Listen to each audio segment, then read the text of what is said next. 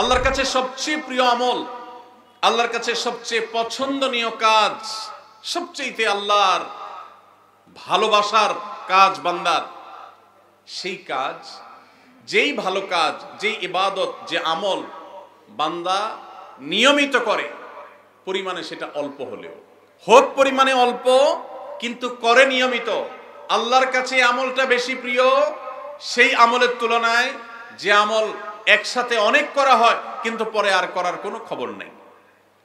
কেউ রমজানে কোরআনে কারীম 2 খতম দিয়েছেন, মাশাআল্লাহ, কেউ 3 খতম দিয়েছেন, কিন্তু রমজানের পরে কোরআনে কারীম 3 খতম, 2 খতম, 1 খতম দেয়া তো দূরের কথা, পরবর্তী রমজান পর্যন্ত আর কোরআনটা ছুঁয়ে দেখা হয় না, খুলে পড়া হয় না, তেলাওয়াত করা হয় না, 1 পৃষ্ঠা পড়ার সুযোগ হয় না।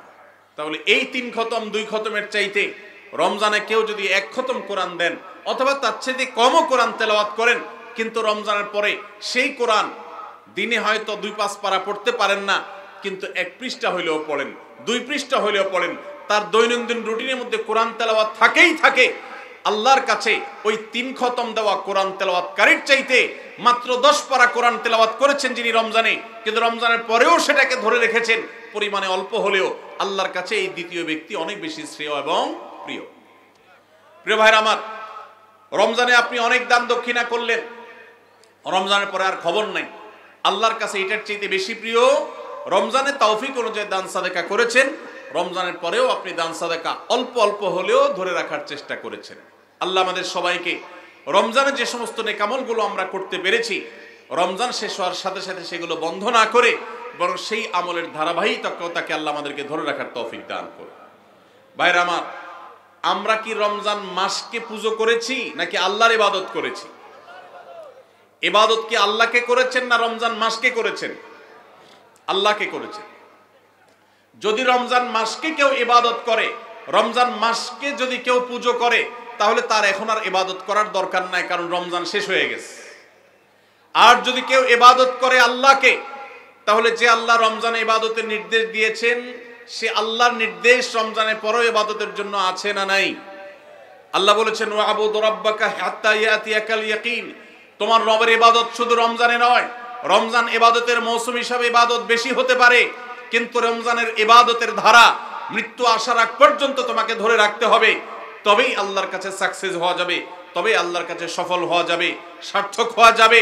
আমাদের এই জীবন সাধনা, আমাদের তাকওয়ার সাধনা, আমাদের সিয়াম সাধনা, আমাদের রমজানের ইবাদত বন্দেগী আল্লাহর কাছে কবুল হবে। আল্লাহ আমাদের সবাইকে রমজানের আমলগুলোকে রমজানের পরেও পরিমাণে অল্প অল্প হলেও ধরে রাখার তৌফিক দান করুন। সবাই চেষ্টা করবো তো ইনশাআল্লাহ। রমজান মাস আমাদের থেকে বিদায় নিয়ে গেছে। রমজান মাস বিদায়ের সাথে সাথে আমাদের সমাজের বহু মানুষ আছে যাদের ইবাদত বন্দেগীও বিদায় হয়ে গেছে। আমরা অনেকে রমজান মাস শেষ হওয়ার পর মাথার টুপিটা খুলে ভাঁজ করে এমনভাবে রেখে দিয়েছি যেন আবার আগামী বছর রমজান আসলে সেই টুপি খুলে আমরা মাথায় দেব। আমাদের কি শুধু ইবাদত বন্দেগী রমজানেই করা দরকার, না রমজানের পরেও করতে হবে? কতদিন পর্যন্ত আমাদের ইবাদত বন্দেগী নেকামল চলা উচিত, এ সম্পর্কে কোরআনে কারীমে আল্লাহ রাব্বুল আলামিন বলেন, ওয়াবুদ রাব্বাকা হাত্তা ইয়াতিয়াকাল ইয়াকিন, তুমি তোমার রবের ইবাদত করতে থাকো। কতদিন? ঈদুল ফিতরের চাঁদ দেখার আগ পর্যন্ত। কি বলেন?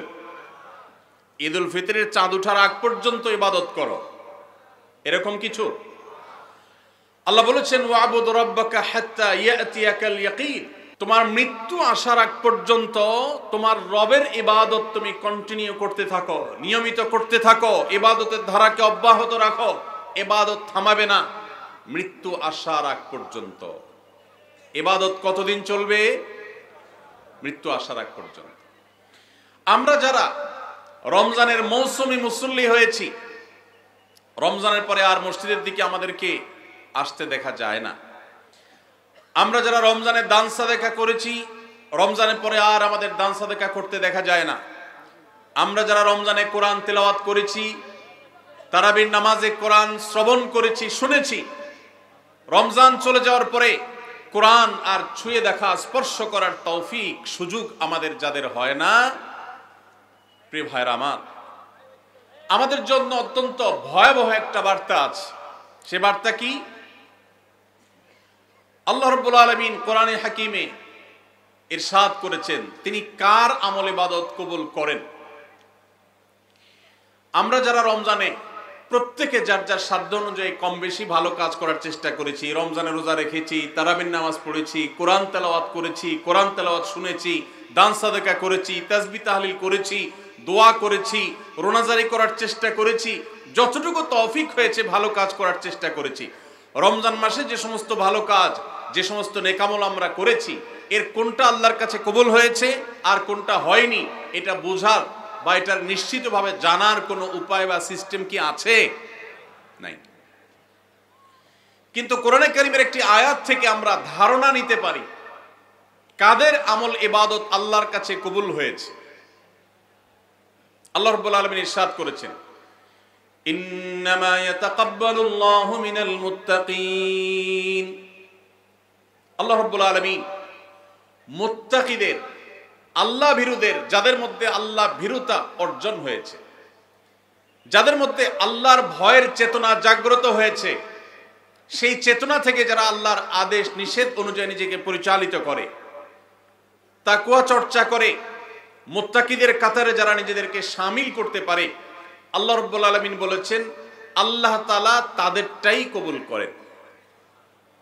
অতএব যদি রমজানের পরেও আপনার মসজিদের আনাগোনা, মসজিদের আসা যাওয়া বলবৎ থাকে, অব্যাহত থাকে, রমজানের পরেও যদি আপনার কোরআন খুলে তেলাওয়াত করার সুযোগ সৌভাগ্য অর্জন হয়, রমজানের পরেও যদি আপনার মাঝে মধ্যে হলেও আল্লাহর কাছে দুহাত তুলে দোয়া করবার তৌফিক হয়, সুযোগ হয়, সামর্থ্য হয়, রমজানে অনেক বেশি দান সাদেকা করেছেন, রমজানের পরে এত বেশি পারেন না, অল্প হলেও দান সাদেকা করার চেষ্টা করেন, তাহলে আপনি আল্লাহর কাছে নিজেকে সেই সৌভাগ্যবান মানুষদের কাতারে শামিল বলে সুধারণা করতে পারেন যাদের রমজানের আমল ইবাদত আল্লাহ তাআলা কবুল করেছেন। আলহামদুলিল্লাহ।